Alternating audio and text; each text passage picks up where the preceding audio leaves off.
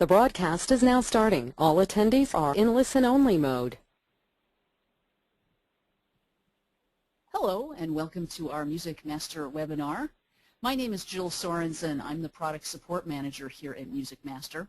Today we are going to be talking about MusicMaster Fields, but before I do that, just a couple of brief announcements. If you are watching this webinar live, and if you have any questions, please look at the GoToWebinar panel that you have. There'll be a questions area where you can go ahead and type in your questions, and we have people standing by to answer those along the way. If you are watching this after the live broadcast, feel free to contact your music scheduling consultant directly, or you can contact us at support@mmwin.com. So today we are going to talk about the MusicMaster Fields, and I'm going to spend a good deal of time in dataset, library, and fields. Now, before I start to talk about all the different things that can happen here in the field editor, I want to give you a little bit of an overview of this particular screen. To start with, this screen can be sized, so you can make it smaller or larger depending upon your needs. You also have the ability to minimize this property area, which is this portion on the right-hand side of your screen. You will see this gripper right here, and as soon as I put my cursor over it, it will turn into a pointing finger.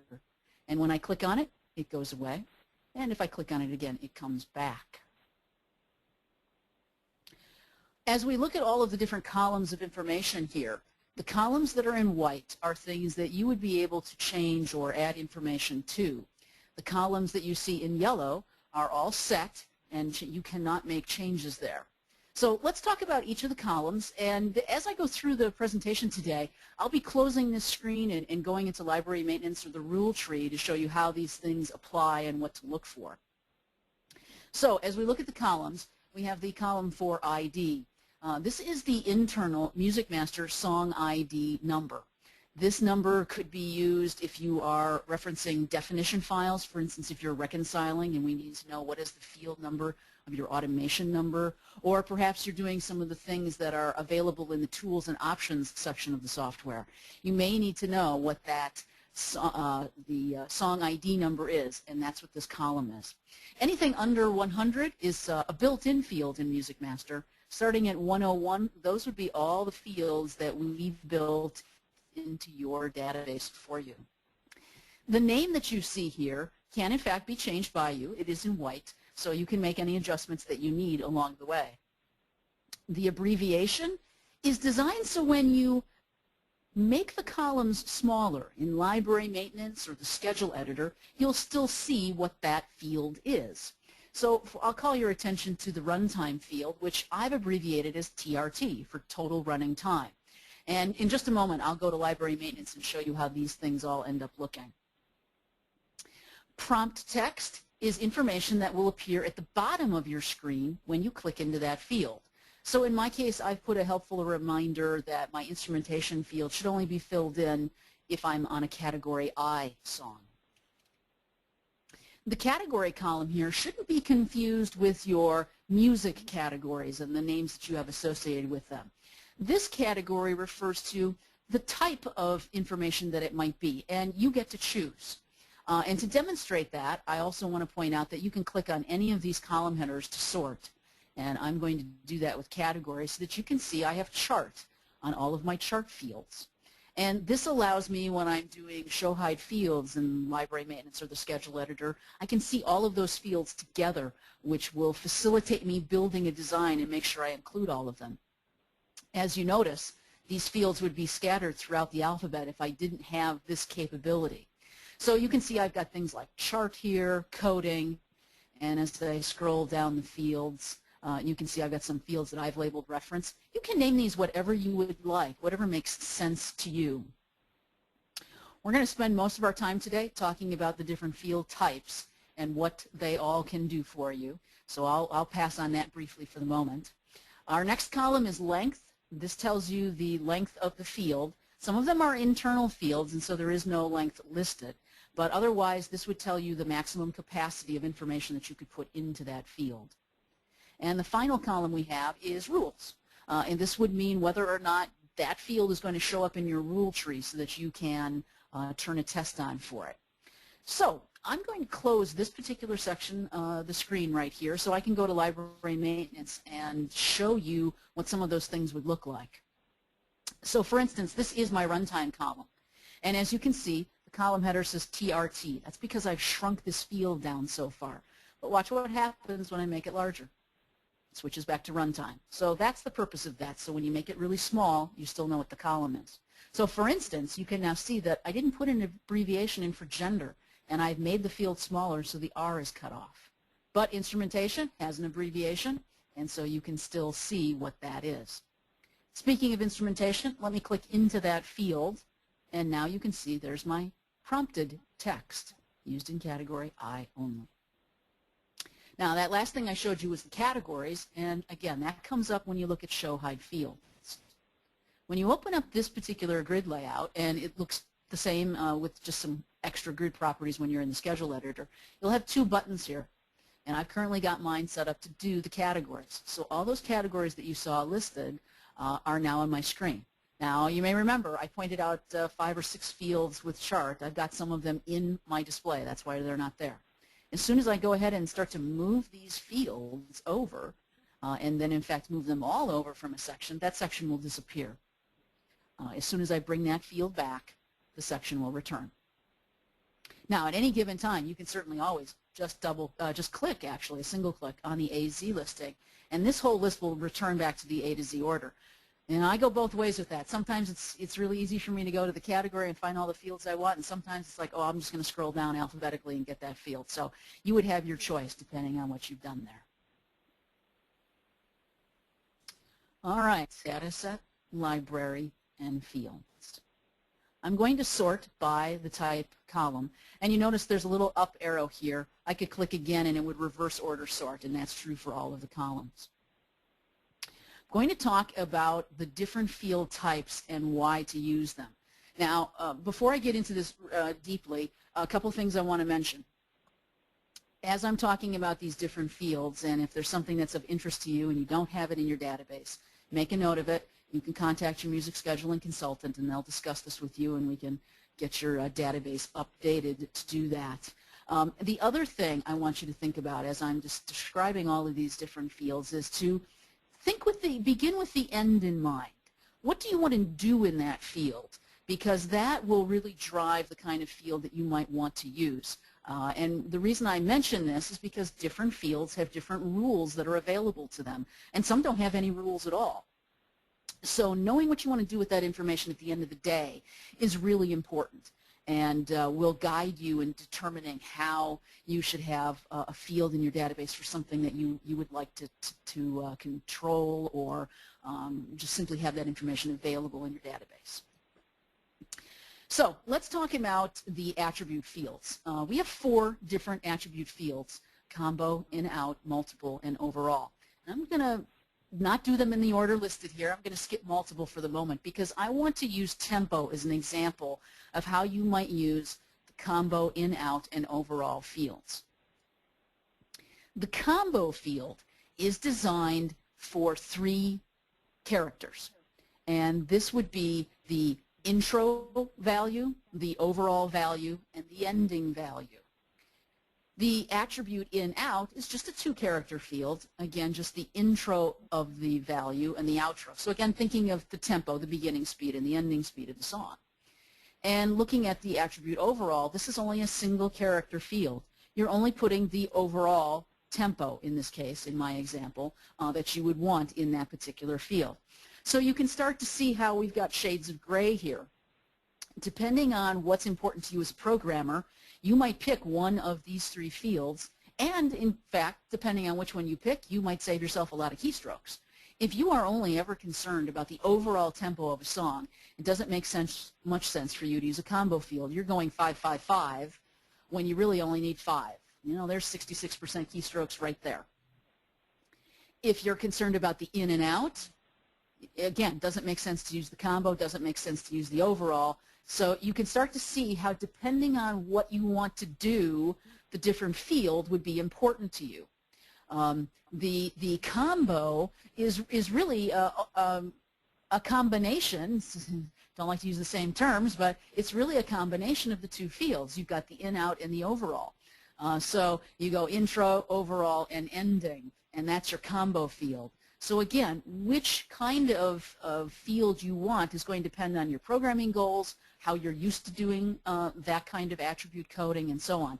I use tempo as a good example because I think most people can relate to the speed of a song and how that relates to different things you might do in your database.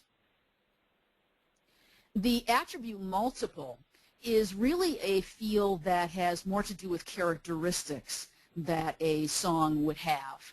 So with that one, I like to think about sound codes. I like to think about all the characteristics that a song would have. So for instance, think about a sound code of, say, country, but we might also have a sound code of novelty. And so what attribute multiple does is it allows us to put more than one code on a song card. Now, you'll notice here in my database, I've got different lengths for my attribute multiples. I've got a couple that are 5 and a couple that are 10. We build these designed for your database, and so what I'm going to do is I'm going to close the screen in just a moment and show you my instrumentation codes, because you'll note the length is 10. I want to make really clear a misunderstanding that we see happen quite often. This does not mean that I am limited to just 10 different instrumentation codes. What it means is that I can only put 10 of the codes that I have on any individual song card. So if I close this out and go to Data Library and Attributes and call up my instrumentation, you will see down here that I have 11 different attribute codes, but my field is maxed at 10. So that means at any given time I can only put 10 of these codes on a song card, but I've got 11. You may find that you have the same thing in your database where you have many, many more codes available than you have room on the song card, and that's okay. Typically that's normal. You usually have more codes than you have the room for because you would never put all of them on. I would think it fairly unlikely that I would be putting putting 10 of these on the same song. So the field is usually more than large enough, but you almost always have more codes here than the room that you're going to fill. Set Library and Fields. And click on that column to resort the list. The next field type on the list is a date field. And a date field doesn't have any rules available to it, but it does have the advantage of making sure that the information in that field is always done the same way. And let me give you an example. This is a classic case of what would be the best field type to use. And I'm sure many of you have lots of the text fields in your database, and that's obviously down at the bottom of my list. But, the text field allows numbers and letters. So for today, I could type June space 10, comma, space 2009 for today's date, and I could put that in the text field. But I could also type 6/10/09. In a text field, that would be possible because I can do those two different things. But in the date field, even if I did it slightly differently, it's always going to change so that the information would look consistent. So if it would be important to make the information consistent, and I didn't need any rules, because there are none in a date field, then this might be the better field to choose. And that's why when we started, I was talking about, think about what you want to do with the field at the end of the day. Because there are certainly fields that would eliminate the possibility of having different information or the same information looking a different way. So let me close this, and you can see I have my peak date field here. And I'll just make this a little wider to move that Edit Helper button. And I'm just going to type 6/10/09 and press Enter, and you can see what happens. But I can also type 6/10/09 and watch what happens.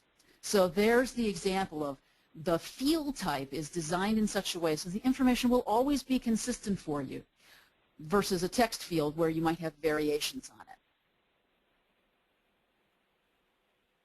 I'm going to go back to Dataset, Library, and Fields. The internal fields that we have in the database, some you can do things in, some you can't. And I think as you go down the list, some of these may be pretty obvious too. Day parting would certainly be a field that you can configure so that you can day part songs. But add date is going to be taken care of simply by adding a new song card to your database. So you don't change that one. Things like max per day and a start and end date for something, for maybe a PSA or something, those are fields that you can get into. The song ID, a field that has the number that's associated with your song. It's the internal number associated with every song in your database you can't get into. So for instance, if I go ahead and close that, there's that song ID field. You probably can't tell, but I'm very much trying to double click in that field and it won't let me do anything. So some fields we have, you can put something in, others you can't. So don't be surprised if you try to double click on something and you can't do it. Dataset, library, and fields. I told you I was going to go in here a lot. So we'll come down, we'll pass the internal fields.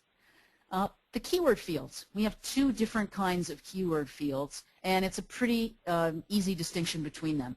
The single only allows one entry, where the multiple would allow more than one entry. Your lengths may be longer. That's okay. Keep in mind the length of the field was designed for what you need. I wouldn't be surprised if you looked at yours and you saw 255 characters here. Now, looking at this keyword single field, you see the title keyword. And on the surface, that may make a lot of sense. Make it single because you're thinking live version, studio version, or the same song if you're maybe in an oldies format that was recorded by two different people, or you know, in the classical format where you've got multiple versions of the same performance. But I also want to point out that if you're doing holiday music and you got all those fun holiday medleys that have two or three songs in them, maybe the title keyword doesn't work as a single. So again, thinking about what you want to do at the end of the day. But the only difference is what it allows in the field. So if I click OK and scroll over a little bit here, you can see I have my title keyword field and my artist keyword field here. If I click on this field, it opens up the keyword entry box. And you notice I have the white line here. And that's where I can go ahead and start typing. And I have autocomplete set up, and I'll show you how to do that in just a little bit. And so it comes in and goes ahead and puts her name in there for me. As soon as I press enter, though, I get another line. So this means that you can put as many entries in here as you would like, versus me going to the title keyword field. And even if I put in the title of the song, as soon as I press enter, it will turn red, and that's because there are no other title keywords in the database with that name. But other than that, I don't get an extra line. Now, one of the things to think about with your keyword multiple fields is being a little creative with those. And to give you an example, I've seen this done in a couple of different databases. I have just a field for my artist keyword. There are some formats where there are a lot of performers who sing on everybody's songs. The hip-hop format would be a good example of that. There's a lot of cross-pollinating going on. And so to have a single field makes it a little difficult to do artist separation because that guy's singing on everybody's songs. So I've seen instances where there are actually two fields that control artist separation. One is for the primary artist, and the second field is for all the secondary artists. So what, again, that allows a user to do is to have that primary field and say, okay, this is the person who's mostly singing on this song, and in those cases, I want a separation time of this much. And then have that secondary field where maybe their background, or maybe they just, sing on and have a line or two that, maybe they sing by themselves, but they're really not front and center. And now we can make that separation time smaller. And so you sort of have shades of gray there of how you do that artist separation. And so that's a terrific use of having two fields, but again, you're getting a better separation and you're getting more of the kinds of rotations that you want on songs. They're not failing because they're violating artist separation. So that's a really terrific use of that. I've also seen that field used in cases where people want to do special sets, where they are doing artist IDs and matching those to the artist field. they've had the performers come to town or had them record their artist liners for them, or they have even their generic ones and do that kind of matching. So it's not just about making sure the artist stays apart from each other or just the title stays apart from each other. It's what do you want to do? If I need to separate something, the keyword field might be the way to go. The next two fields that we've got coming up, length and memo, neither one of these have rules available to them. And the length field actually is not one that's used very often at all. And that is because most people are going to end up using the built-in runtime field in the database. The one that where is the runtime field? There it is. The runtime field here is the one that most people are going to use rather than the length field. The length field does have entries that are done either one of two ways, and you pretty much decide just by the kind of information you put into the field. That field will either be minutes and seconds or hours and minutes. It just depends on what you're trying to do.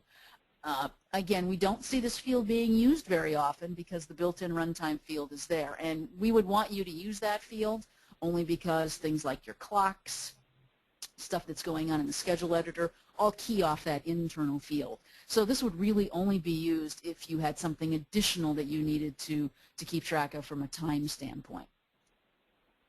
The memo field is a really cool field. Pretty much has free-form data entry. So there's no length here.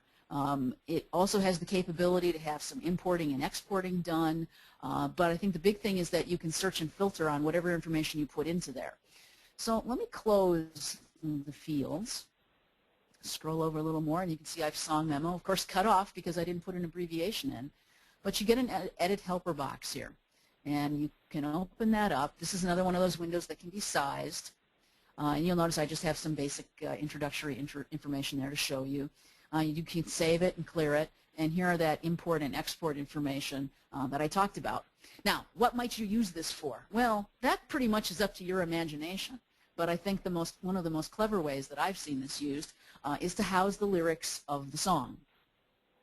I'm thinking that might have taken a while to do if you couldn't find that information on the website or through other resources. That might have taken a bit of time to key in, but think about what you might be able to do if you did that.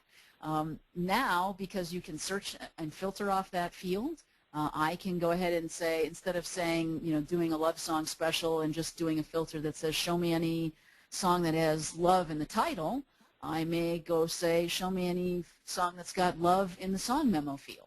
And now I've just opened up what I've got. Or somebody calls up and says, I heard this song, I can't even tell you when, but this is part of the lyric.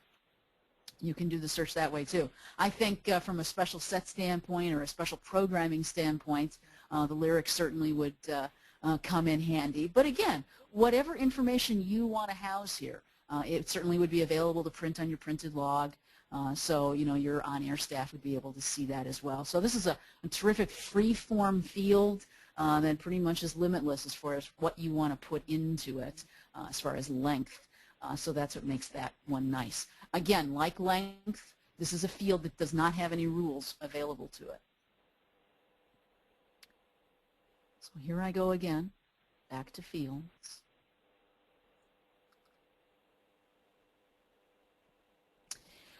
We have 3 different numeric fields, and I'm going to talk about the fixed and the float to begin with.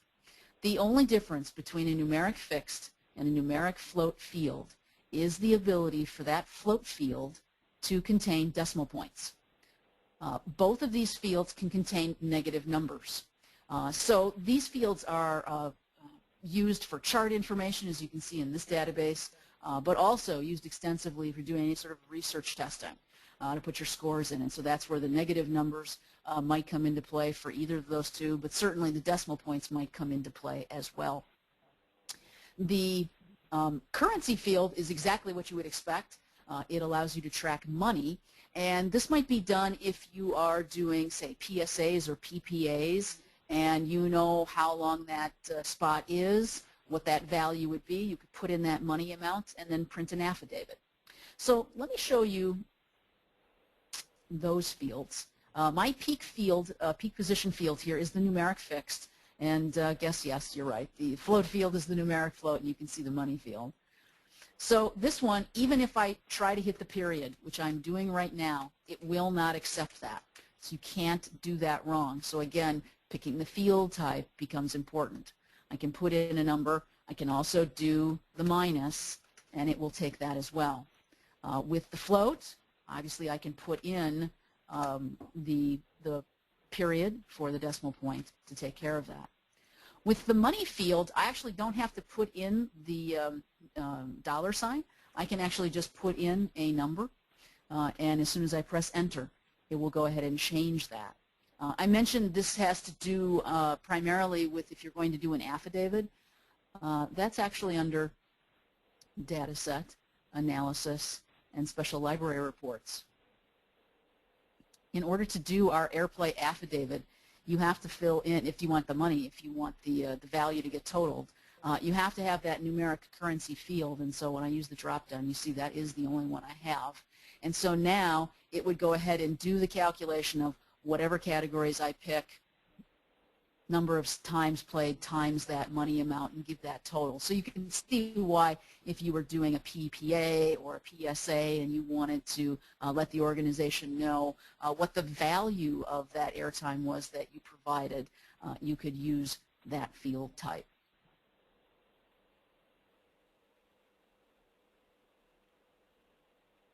And we're back in fields. There's the text field. Again, you'll notice in my database lots of different sizes in the fields, up to the largest, which is 255. Some are tested, some aren't. The text field allows letters or numbers. And as I talked about with the date field, this is the kind of field where you need to know what it is you want to do at the end of the day. This is certainly one of the most flexible fields we have, not only as far as the length it could be, but what you can put in it, but it doesn't have a lot of rules associated with it. So depending on what you're trying to accomplish, it's great for holding information for reference purposes, and you can see how many reference kinds of fields, as I've labeled them, are text fields. Different lengths, we might do that just so that you can't put in more than what you would be expecting there. So if you knew that there was only X amount of characters that should ever go into that field, we can cut that off so that it's only that long. The last two fields on the list are time as well as yes, no. The time field in this case also one that's not used very often.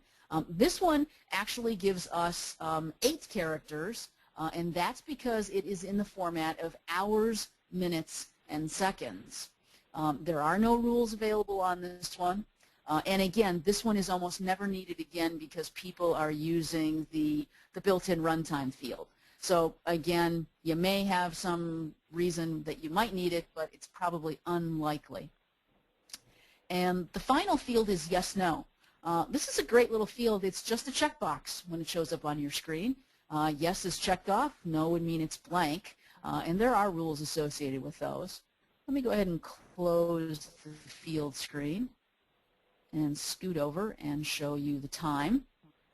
This is done in a format where I can go ahead and say what the time is, and it will go ahead and do that. I can do the AM and PM designation. So it would depend. We understand that a lot of imagination can be used in the software to get you to your end result. So that's what that field does, in case you might need something in that respect. The yes, no, as I said, is just a toggle. I click it on and I click it off. This is another case of a very interesting field. So what would you use this for? You might use it if you have local performers. Whether that's in your city, your county area, or your state, and you say, okay, I want a field called local, and it's a yes, no field, and I either check it off or I don't check it off. And I know what you're thinking. You're thinking to yourself, well, couldn't I make that a sound code? And the answer is absolutely. The question really becomes, what do you want to do with that information at the end of the day? If you want to do tests, then you have to be a little more careful. So let me go to the rule tree and show you what I mean. A sound code rule would be an attribute. So if I open this up, you can see that I've got a few rules that are applied to sound in general, and then you can see that I have some very specific rules that are applied to a specific code. And I realize I don't have local listed here, but you get the idea. If I come down here to yes, no, the first thing you notice when I open it up is there are no rules that are specifically applied to that field. So if those are important to me, now we know we're more likely to use a sound code. If that's not a big deal, now I can open up the individual code and I could look at what the rules are for the individual code in sound versus the ones that are for the individual code in yes, no. And you notice the other code time and title rules aren't here. So again, a classic example of beginning with the end in mind. If the rules that you would want to apply aren't here under yes, no, then you'd be more likely to do sound, use it as an attribute field. If the rules you want are here and you want that checkbox, you want to have it set apart, if you will, then that would be the better field. So one thing that I want to mention as I'm in here in the rule tree, I would suspect if you're looking at yours, you might not see a plus sign next to every single folder here.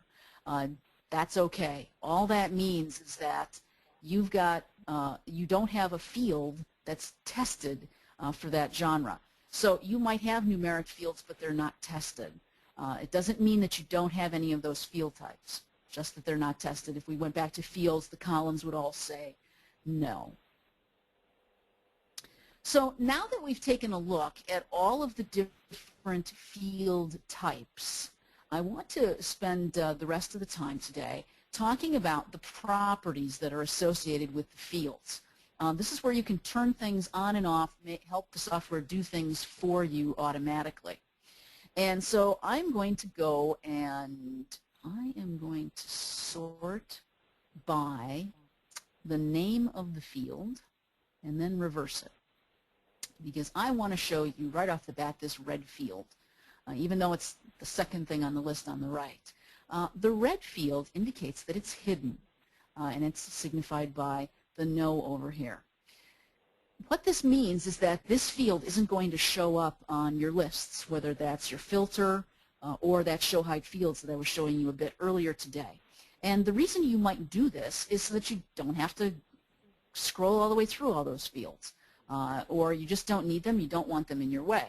So tempo single is the name of that field. So let me just click OK and go back to library maintenance. And if I call up that grid editor and go to A to Z, and just so you don't think I'm hiding it over here, I'm going to push all those fields back over. And if I go down to the bottom, you'll see that tempo single is not here. That's what hiding it does for you. It also doesn't show up on the list of fields when you're looking at your query. So all the fields in my database are available to me, and again, tempo single not listed.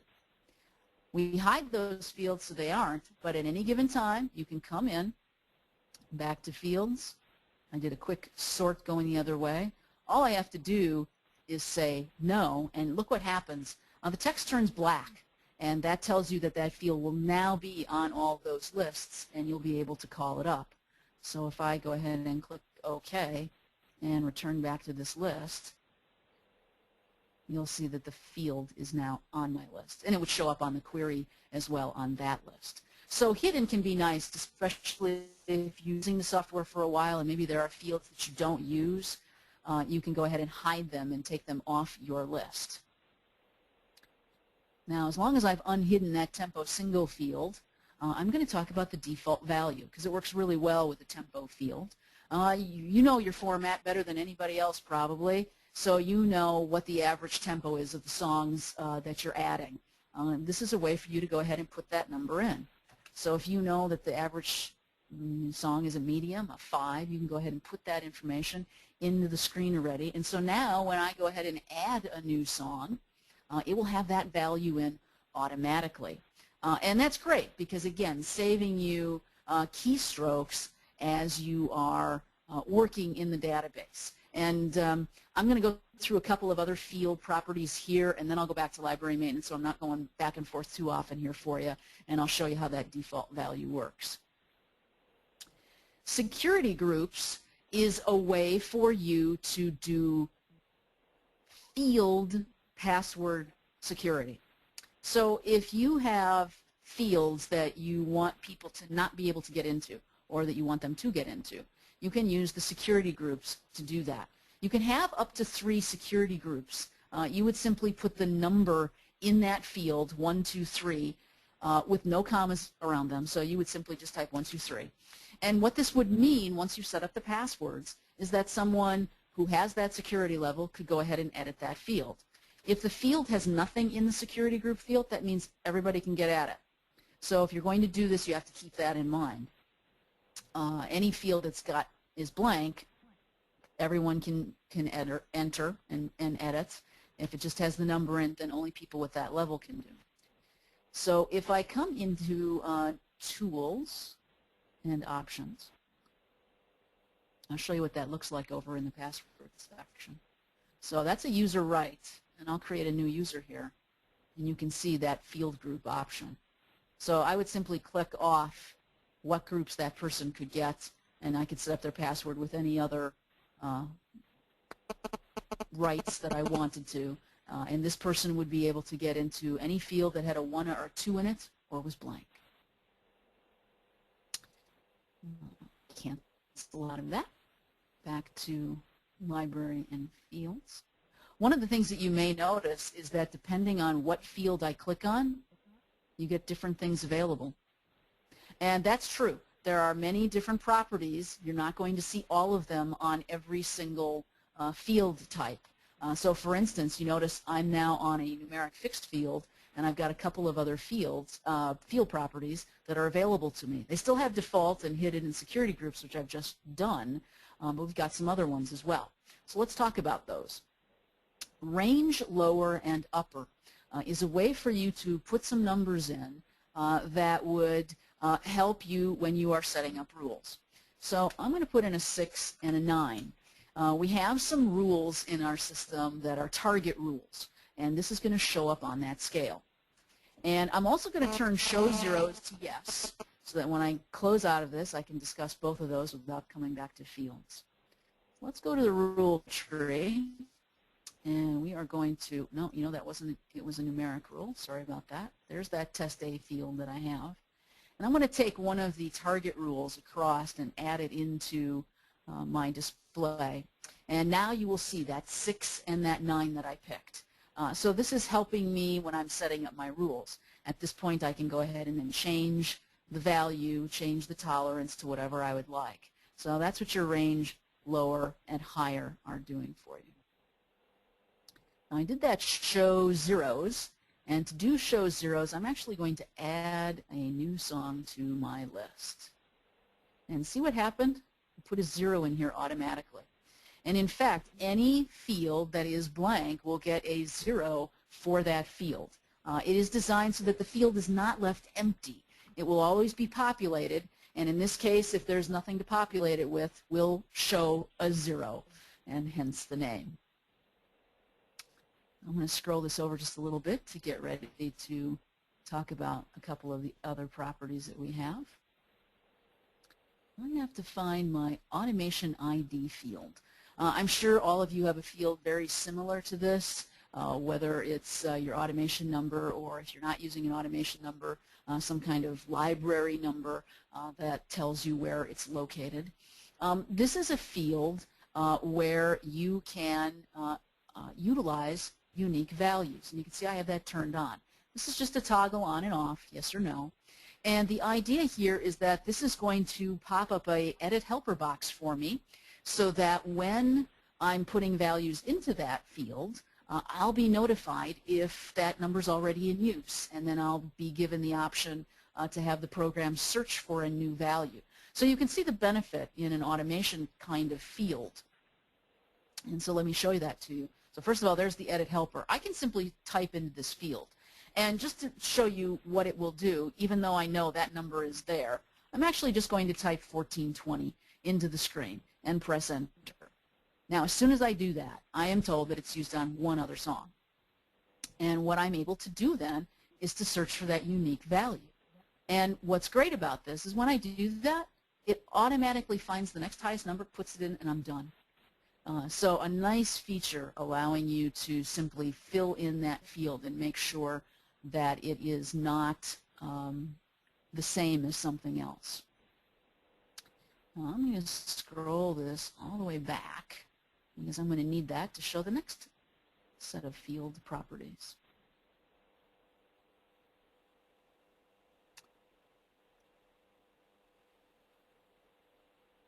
The next couple things that I want to talk about are autocomplete and autolink.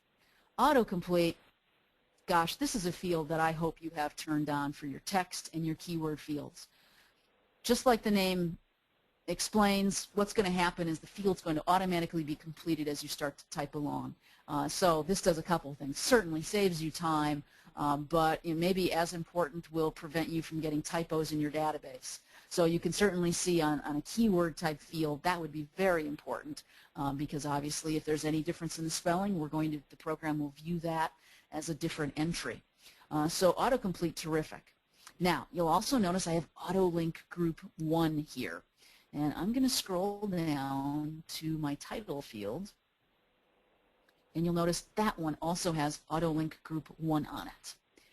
This is a feature that if you've got a big database, and even if you don't, but clearly for anybody who's got a really large database, an oldies database, a classical database, I would encourage you to be using this. It works in conjunction with autocomplete. So I've auto-linked artist and title. You can in fact have 3 different auto-links. Artist and title are a fairly common auto-link group to have. And so, what happens if you don't have this in place? Autocomplete just starts trying to match whatever you're typing. Well, like I said, if you've got a really large database, you might go through an awful lot of entries before you get to the right one and have to type a lot. With autolink, what happens is it only looks at that artist field when you're filling in the title field. And so it very much condenses the amount of time that's needed to have autocomplete work for you. So let me show you how this works. And again, I'm just going to add the information that you see here so you can get an idea of how this might work. So if I start telling Kelly Clarkson, you can see I only have to type 3 letters and I'm there. But I want you to watch what happens when I type breakaway. Notice I have big yellow taxi up here. So alphabetically, if I didn't have autolink on, big yellow would be coming in before I got to breakaway. But because I've auto-linked, as soon as I type the letter B, the only Kelly Clarkson song I have in my database that starts with the letter B is Breakaway, and so automatically it's in there. So you can see how, again, large database, absolutely helpful, but certainly could be helpful for even a smaller database so that you're not having to type a lot of information. Now, when you're here in library maintenance, in order to make autocomplete work, not only do you have to have that field value turned on, but you also have to have this little button depressed for autocomplete. So if it's not working for you, double check that.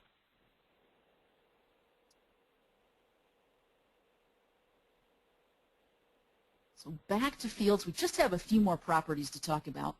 I'm going to go back to the artist field to talk about these. The category here, that's the same category that we're talking about here. So you can change it here if you would like, you can change it there, either way. All you're doing is saying these things have this thing in common.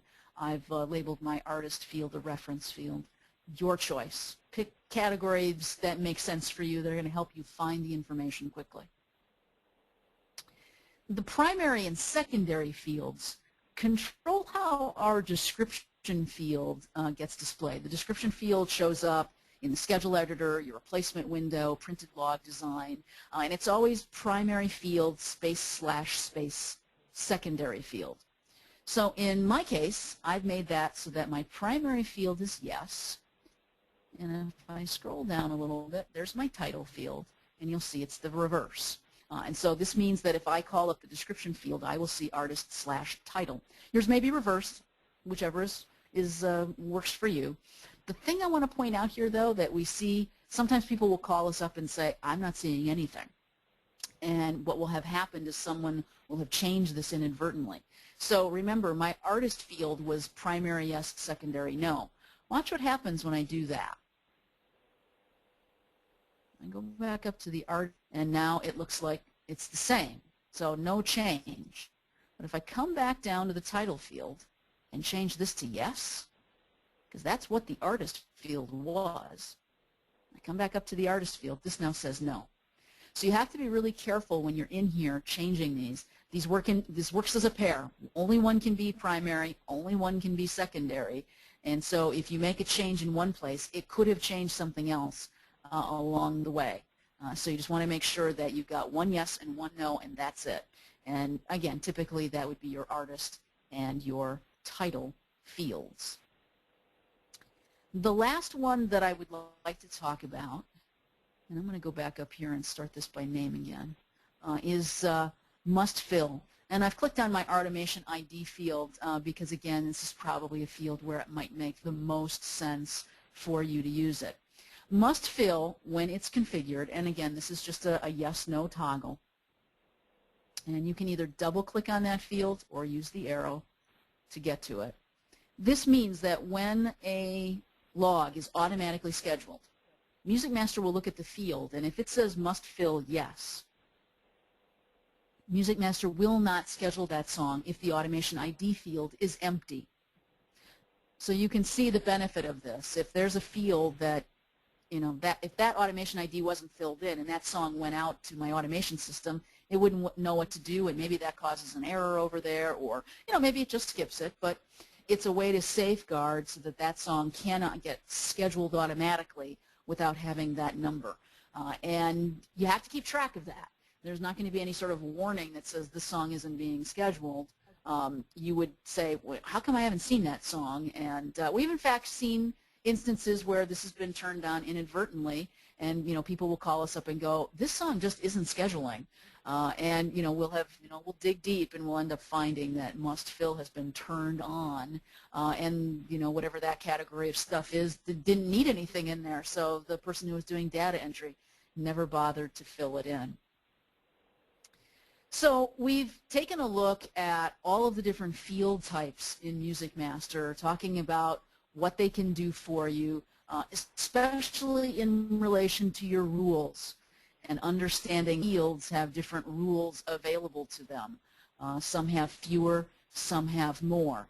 So if you've seen some field types that are of interest to you because there's some things that you're not doing now that you've seen this presentation you want to do, please make sure that you contact your music scheduling consultant. They'll probably spend a few minutes talking with you just to make sure we've got the right field type, and then they can make arrangements to get your data and add that field to the database for you. If you are watching this after the fact and you do have questions about the fields, you can certainly also contact your music scheduling consultant, or you can contact us at support@mmwin.com. So a lot of different things available to you here, but as I said in the beginning, think about the way you want to end. Begin with the end in mind. What do you want to do with that field? And then work from that point forward. Now, before I finish, there's one more thing that I want to talk about. When you're looking at your list, remember I mentioned those red fields? Red fields are fields that are hidden. It's very possible when you look at your list, you are going to see some fields that say avail 123 or user 123, and they're red. Maybe they're black, but it's all likelihood they're probably red. These were extra fields that your music scheduling consultant built into your database for you. So it's very possible that if you've heard about something today and you want to implement it, double check your list and see if you already have that field available to you. If it is hidden, remember you just have to click on it and change that to no. Rename it to what you'd like, give it an abbreviation, and you'll be able to go ahead and start using that field. But if you don't see the field, feel free to go ahead and contact your music scheduling consultant.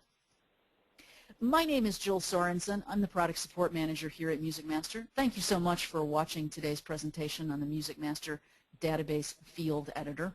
Coming up next week, Drew Bennett will be here, and he is going to take an in-depth look at library maintenance. So for those of you who are comfortable with the software already, digging in deeper into that area of the program. All of our webinars are listed on our website. There's a big icon on our homepage at www.mmwin.com. That big icon will access you into not only the registration area for our upcoming webinars, but also give you the link so that you can watch previous webinars in our series. Thank you again for watching. We appreciate your time, and thank you for using MusicMaster. Have a great day.